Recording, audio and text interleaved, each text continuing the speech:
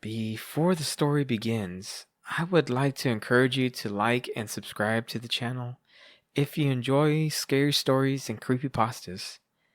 I write a new story once a week and narrate it, so any support from you guys would be tremendously appreciated. Okay, guys, now on to the story. Cue the clock.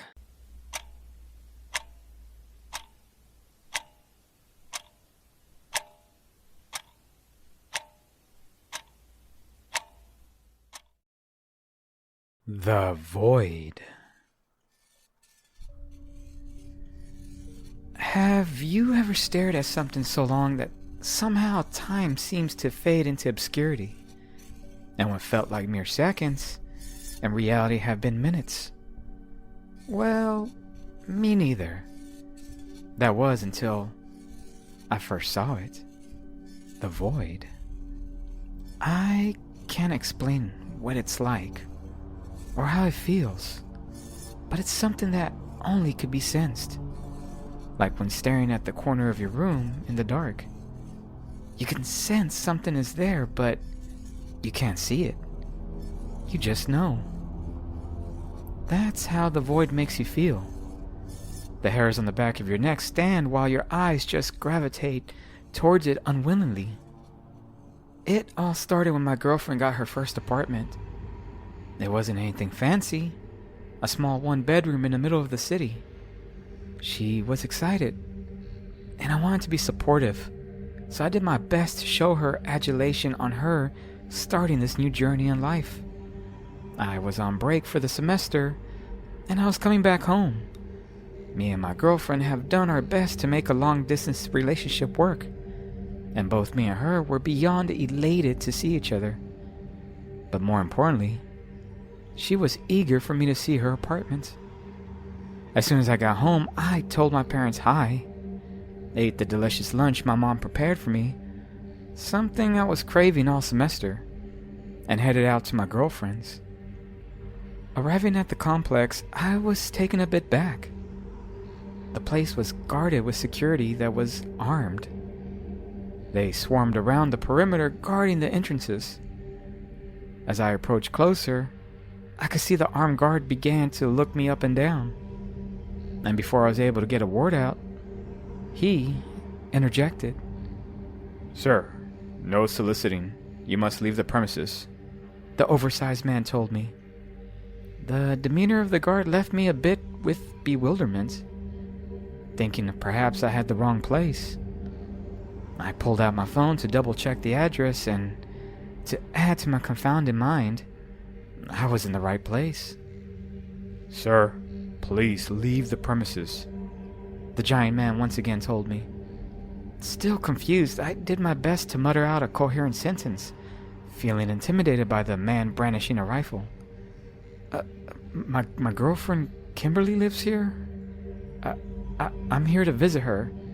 She lives in 4B, I told the stoic man with my voice shaken from apprehension.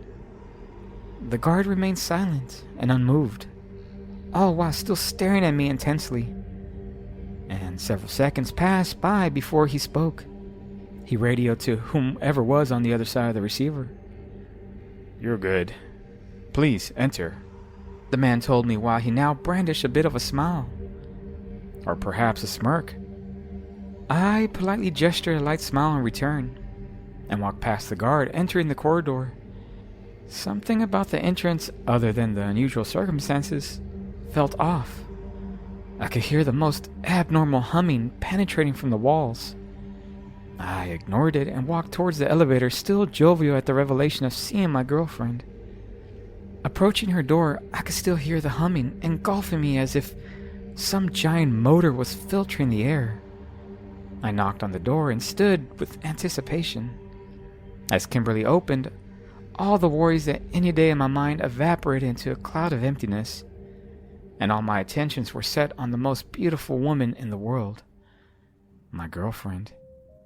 "Hey!" Kimberly shouted while jumping into my arms. I didn't even have a chance to respond, my voice being silenced as she showered me in an endless sea of kisses. She quickly pulled me into the apartment, continuing to chatter on about how she has been and how life was coming into place for her. But more evidently, she was talking about her apartment.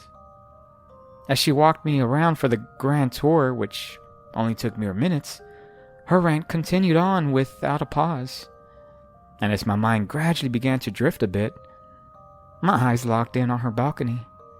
"Whoa, you have a balcony?" I asked her with a bit of enchantment. "Oh yeah, I forgot to show you. Come on, look." She quickly responded back, already grabbing me by the hand and pulling me outside. I was a bit disappointed. I was thinking perhaps she had a scenery of the skyline. Instead, it was a direct view into the courtyard. A view she shared with all of her neighbors. I looked around at the what seemed to be endless sea of balconies. Staring at all the apartments above and below made me a bit dizzy. Whoa. I didn't realize the complex was so big. How many floors are there? I asked with astonishment.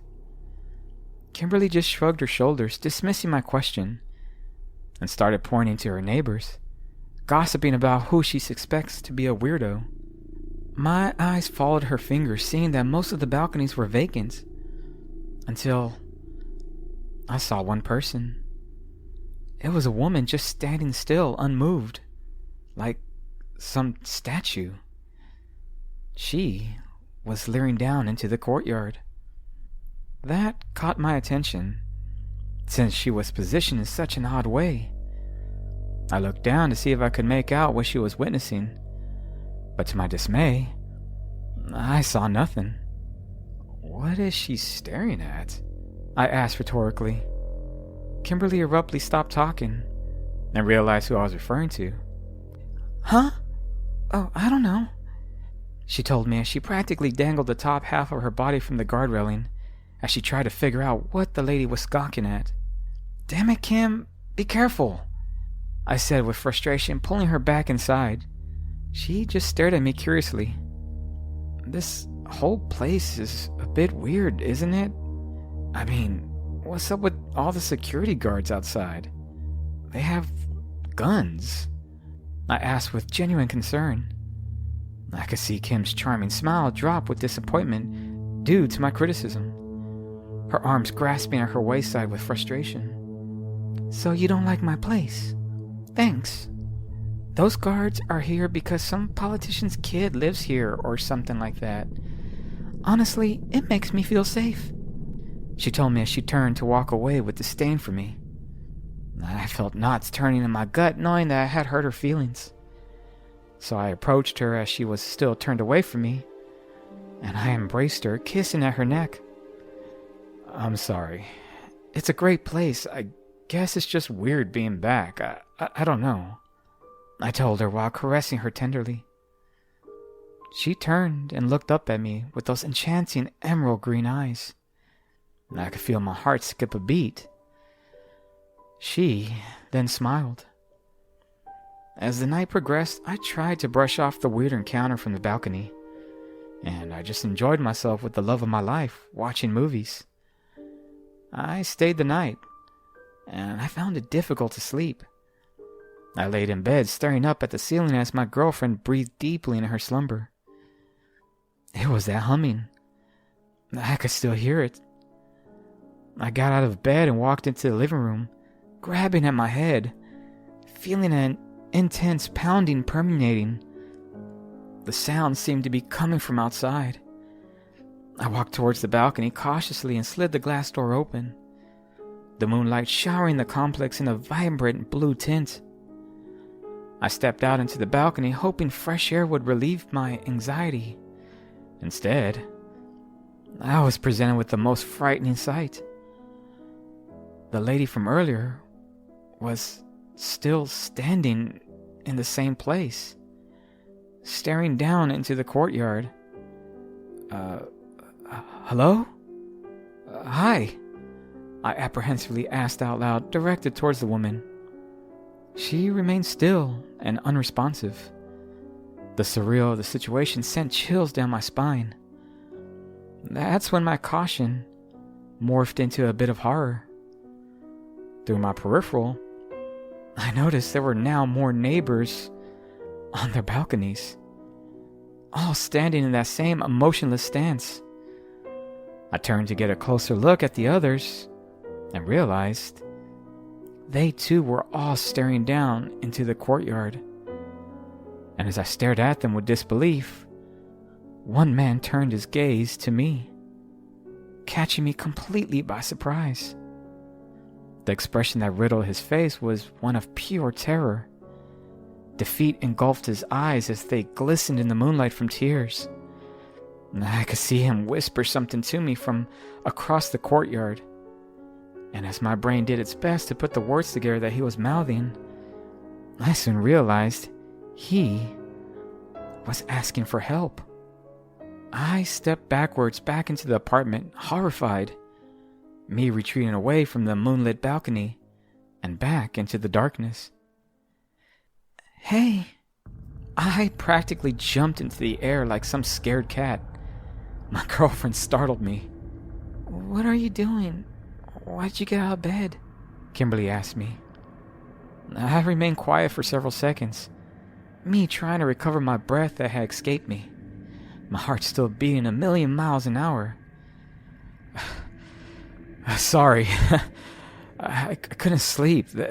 That humming was bothering me, and the balcony..." "Again with the balcony? Just don't go out there if it bothers you so much. And what humming are you talking about? The air conditioner?" Kimberly angrily asked me. I understood she must have felt as if I was again criticizing her apartment, so I didn't respond. We just went back to bed. The next morning, I returned to my parents' house under the guise of me wanting to spend some family time. Well, at least that's what I told Kimberly. In reality, I couldn't spend another moment in that horrid apartment. Just thinking about what had happened last night caused my skin to crawl. And I could feel a wave of relief wash over me, knowing I was far away from that place. Away from those people. Days passed, and it quickly turned into weeks. And my mother became somewhat curious of why I was no longer spending time with my beloved girlfriend. "I don't get it. Summer is almost over, and soon you'll have to return to school. Why don't you spend the last week here with Kimberly? Or did you guys break up?" My mother questioned me with concern coming from her tired voice. I didn't know how to respond because, in all honesty, I haven't even spoken to Kimberly in weeks. In fact, she hadn't even texted me or called me. And for some reason, that left me feeling a bit inside out. The feeling of being perturbed quickly morphed into one of concern once I had the revelation of perhaps her neighbors had gotten to her. "Son, are you okay?" My mother once again asked, disrupting my deep thought. Yeah. I'm sorry, Mom. I guess I was just thinking of how fast the summer had gone by, and you're right. I'm going to see her today, actually. We have big dinner planned." I lied to the woman that gave birth to me without hesitation. No need to get her involved with this apartment nonsense, I thought. I reached into my pocket to retrieve my phone, and I nervously searched for Kim's number. I dreaded calling her, knowing what place she lived in, almost as if the complex could sense my fear. There she was, a finger press away from knowing if she was okay. But yet, I waited and waited, time clicking ever so slowly as I could hear my mother's footsteps in the background, almost as if urging me to dial. Click. The phone didn't even ring. It just went straight to voicemail. Somehow in the back crevices of my mind, I knew what had happened. That place wanted me to go there. It wanted me to rescue Kimberly. As I stood still, lost in my own contemplation, an impulse that I could not explain other than divine intervention took control of my limbs. And with haste, I stormed towards the door and out to my car. I was going to save the love of my life. Arriving to the apartments, I noticed that the armed guards were no longer there.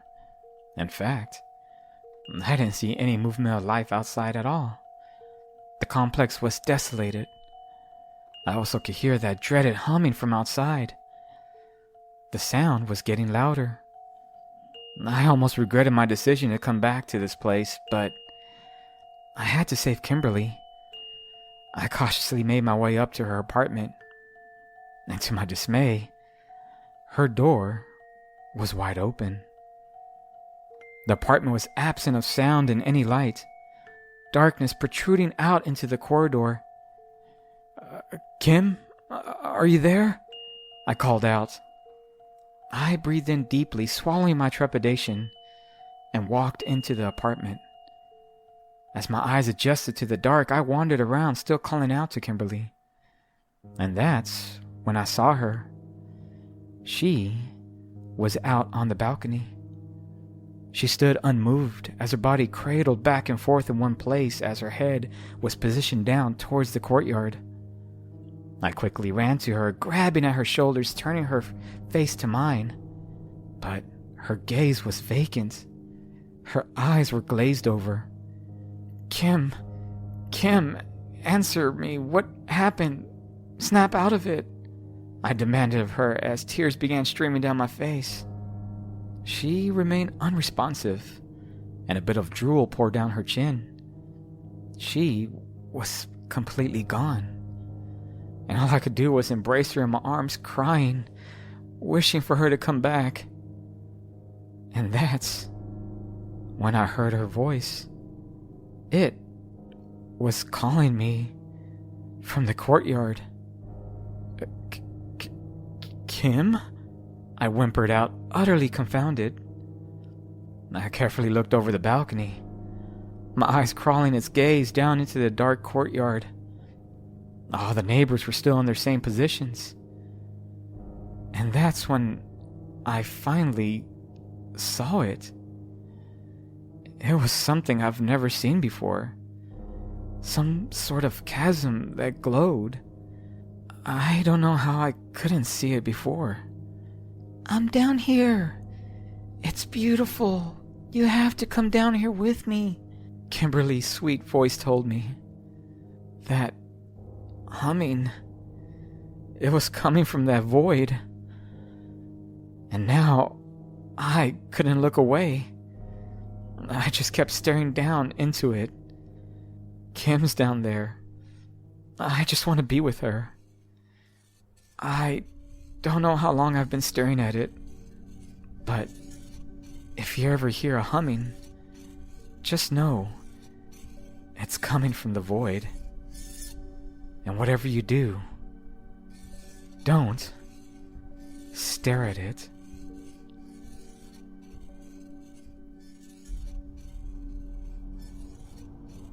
Hi guys, hope you liked the story. As usual, if you liked it, leave a comment, let me know what you think. Like the video, subscribe, and hell, why not share it, right?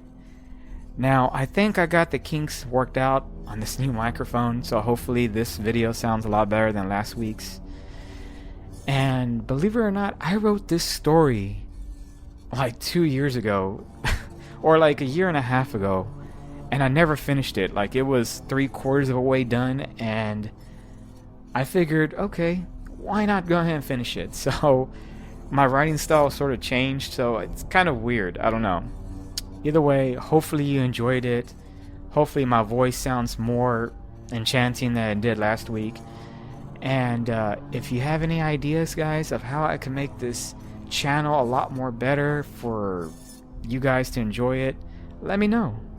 And if there's any stories you have that you want to collaborate on, or even if you want to voice or narrate one of my short stories, let me know. I would love to build a community of different storytellers.